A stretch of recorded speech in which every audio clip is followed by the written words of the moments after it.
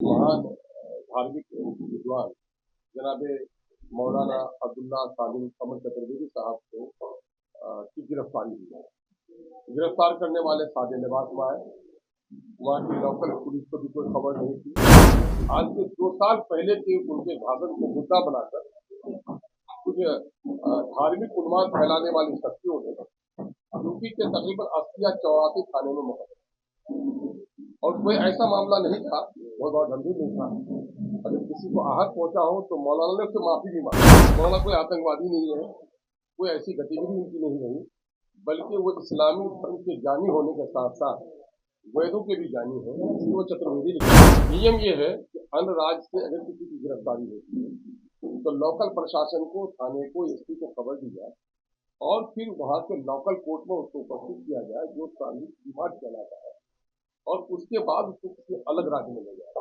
ऐसे कोई फॉर्मेलिटी को पूरा नहीं किया जाए। धर्म गुरु का अनादर नहीं, बल्कि ये इंसानी हुकूक, जो मानव अधिकार है, उसके विपरीत भी है।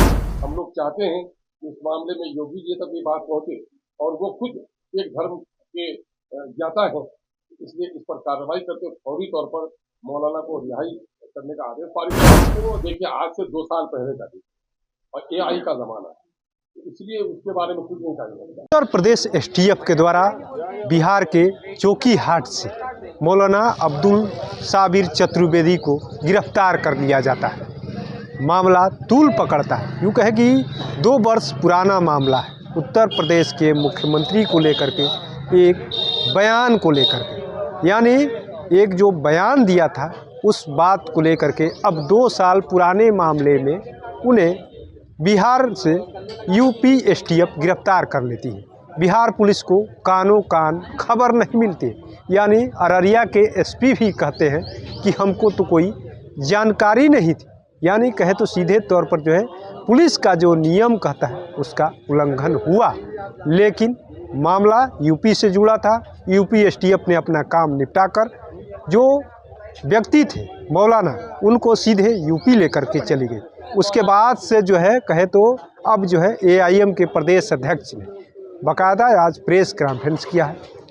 उन्होंने साफ साफ कहा है नियम को तोड़ा गया। साथ ही साथ ये भी कहा कि जिस स्थिति में, यानी जो पकड़े गए और जो पकड़ करके उसके बाद से जब उनकी तस्वीर आई तो बेहद दर्दनाक थी, यानी उनके साथ मारपीट भी किया गया है, यानी प्रताड़ित किया गया है। पुलिस रक्षा में एक तरीके से कहें तो पुलिस के अंडर में उनको प्रताड़ित किया गया। इस पूरे मामले को लेकर के अख्तरुल इमाम एआईएम के जो प्रदेश अध्यक्ष हैं क्या कुछ कह रहे हैं, सुनवा देते हैं। आप लोगों को तकलीफ दी है तो गंभीर विषय है। आज से 3 दिन पहले 30 तारीख को हमारे इलाके के ही नहीं बल्कि राष्ट्रीय स्तर पर ख्याति रखने वाले एक महान धार्मिक विद्वान जनाबे मौलाना अब्दुल्ला सालिम कमर चतुर्वेदी साहब को की गिरफ्तारी हुई है। गिरफ्तार करने वाले सादे लिबास में आए। वहाँ की लोकल पुलिस को भी कोई खबर नहीं थी, और ऐसा लगा, और वो जिस गाड़ी पर बैठ के आ रहे थे उस गाड़ी को किसके साथ ले गया, कोई सूचना नहीं मिल पाई। लोग परेशान थे कि आया उनकी गिरफ्तारी हुई या किडनैपिंग हुई है, क्योंकि पिछले दिनों में मुख्यमंत्री यूपी आदरणीय योगी जी के ताल्लुक से उन्होंने गुफ्तगू में कोई उदाहरण दिया, और वो उदाहरण अगर जो लोग शब्दों को जानते हैं, साहित्य का सरोकार है, आज से 2 साल पहले के उनके भाषण को मुद्दा बनाकर कुछ धार्मिक उन्माद फैलाने वाली शक्तियों ने यूपी के तकरीबन 80 या 84 थाने में मुकदमा, और कोई ऐसा मामला नहीं था, बहुत गंभीर नहीं था। अगर किसी को आहत पहुंचा हो तो मौलाना ने उससे माफी भी मांगी। मौलाना ने माफी मांगी कि अगर मेरे शब्दों से किसी को तकलीफ पहुंची हो तो मैं उसके लिए माफी का तलबगार हूँ। मौलाना ने माफी मांगी। मौलाना कोई आतंकवादी नहीं है, कोई ऐसी गतिविधि उनकी नहीं रही, बल्कि वो इस्लामी धर्म के जानी होने के साथ साथ वैदों के भी जानी है, इसलिए वो चतुर्वेदी लिखते हो। और जहां भी वो गए उन्होंने हिंदू मुस्लिम सारे लोगों को साझा तौर पर, और उसको गिरफ्तार करके जो यूपी की स्पेशल टास्क फोर्स की पुलिस है वो लेकर जाती है। बात को खबर मिलती है, जब हम लोग तहकीक करते हैं, लोग परेशान है।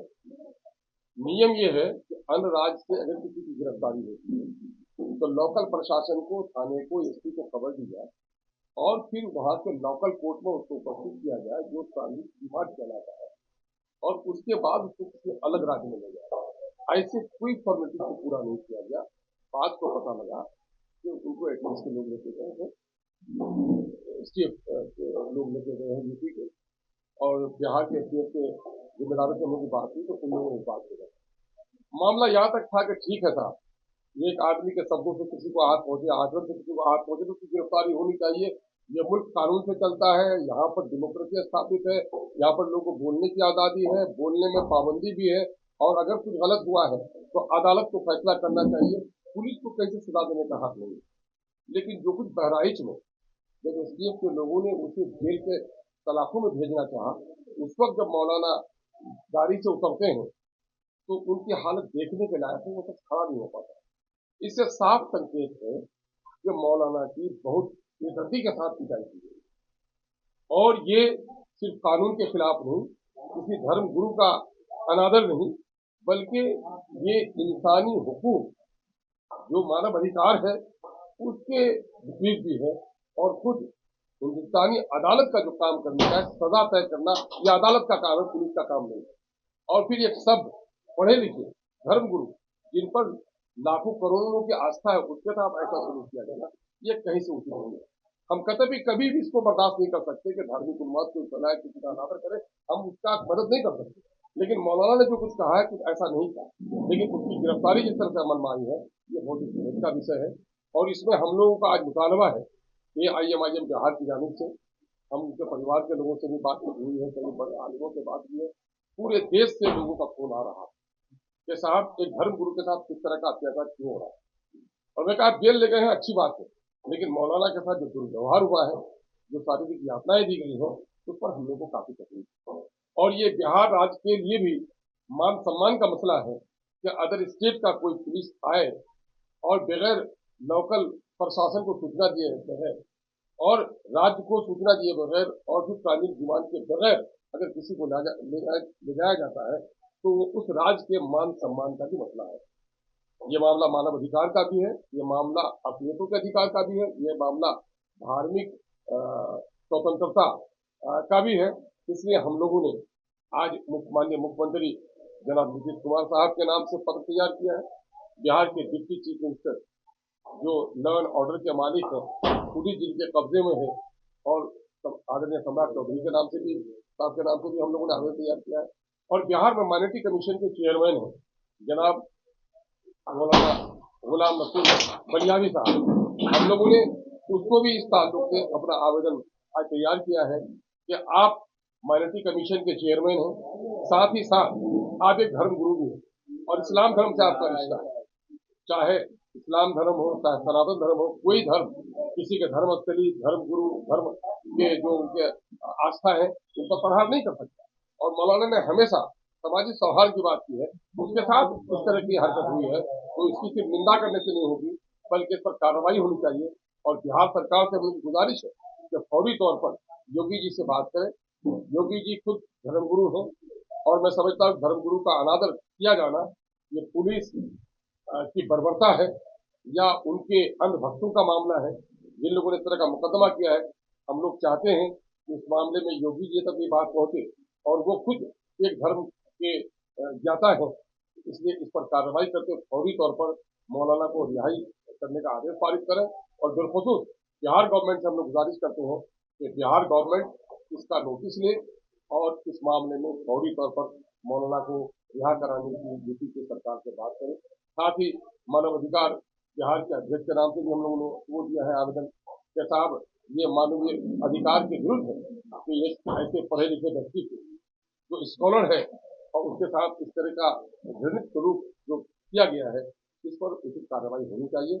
इसी ताल्लुक से हम लोगों ने आज आप लोगों को तकलीफ दी, और आपके माध्यम से हम अपने गम और गुस्से का मौलाना के साथ हमदर्दी नहीं बल्कि मौलाना की रिहाई का हम लोग सरकार से आदित्यनाथ के मां के ऊपर अभद्र टिप्पणी करती है। वो देखिए आज से 2 साल पहले का थी, और AI का जमाना है, इसलिए उसके बारे में कुछ नहीं कहा सकता। मान लिया, मैं ये नहीं कहूँगा, वो मामला अदालत का काम है, आपका हमारा काम नहीं है, ये पुलिस का भी काम नहीं है। क्या यहाँ रोजों के केस वाले आ गए, क्या आपको लगता है कि यहाँ बिहार पुलिस है या उनके इंटेलिजेंस मुझे कुछ पता नहीं था, अचानक वो पुलिस आगे लेके चली गई, या यहाँ की पुलिस की गलत है? नहीं, मेरी बात जो हुई थी पुलिस से, मैंने इसकी अररिया से बात करने की कोशिश की, उनको कोई खबर नहीं थी, लेकिन क्योंकि उनकी गिरफ्तारी पूर्णिया जिला में हुई है, पूर्णिया जिला के एसपी से हमने बात की, तो पूर्णिया जिला के एसपी ने लाई नहीं गई। तो जिसके जुरिडिक्शन में आप जा रहे हैं, जिसको गिरफ्तार कर रहे हैं, वहाँ के एसपी को खबर करनी थी, वहाँ के एसपी को कोई खबर नहीं थी, वहाँ के थानेदार को भी कोई खबर नहीं। बात को जब हमने झुकी थानेदार से बात की थे, उसने कहा कि हाँ इसी की नाम हम लोग। ये जो वायरल वीडियो हुआ इस मामले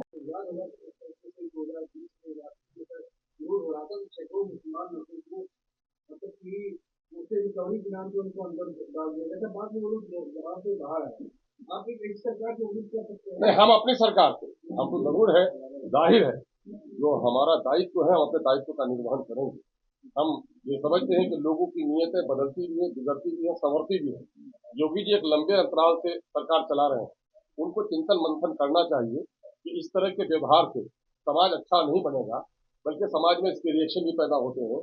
उनको चाहिए कि इस पर वो चिंतन मंथन करें और अपने विचारों में तब्दीली लाए। लेकिन हमारा सबसे बड़ा मुतालबा ये है कि बिहार की सरकार जिसके एक नागरिक को उठाकर यूपी की पुलिस ले जाती है और बगैर किसी प्रशासन को कोई सूचना दिए और बगैर ट्रांजिट रिमांड के, तो ये रिमांड के, तो बगैर ट्रांजिट रिमांड के ले जाती है, ये हमारे लिए बड़ा मसला है। और सबसे बड़ी बात है कि उसकी जो शारीरिक यातना दी गई है, इस पर हमारा। तो आपने सुना किस तरीके से अख्तरुल इमाम ने साफ साफ कहा कि जिस तरीके से यूपी एसटीएफ ने बिहार से गिरफ्तार किया है बेहद निंदनीय भी है, और हम मांग भी करते हैं और सरकार को हमने पत्र भी लिखा है। ये जो पत्र है गृह मंत्री और मुख्यमंत्री के नाम से लिखा गया है और आज सौंपने जा रहे हैं। उन्होंने साफ साफ कहा कि ये जो कार्रवाई हुई है बेहद गलत तरीके से किया गया, यहाँ के प्रशासन को जानकारी नहीं दिया गया था। ऐसे में देखना होगा ये लेटर, यानी जो सरकार के पास ये पत्र पहुँचेगा तो सरकार के द्वारा क्या कुछ आगे चल करके इस मामले पर कार्रवाई होती है। NBC 24 के लिए पटना से कृपा शंकर।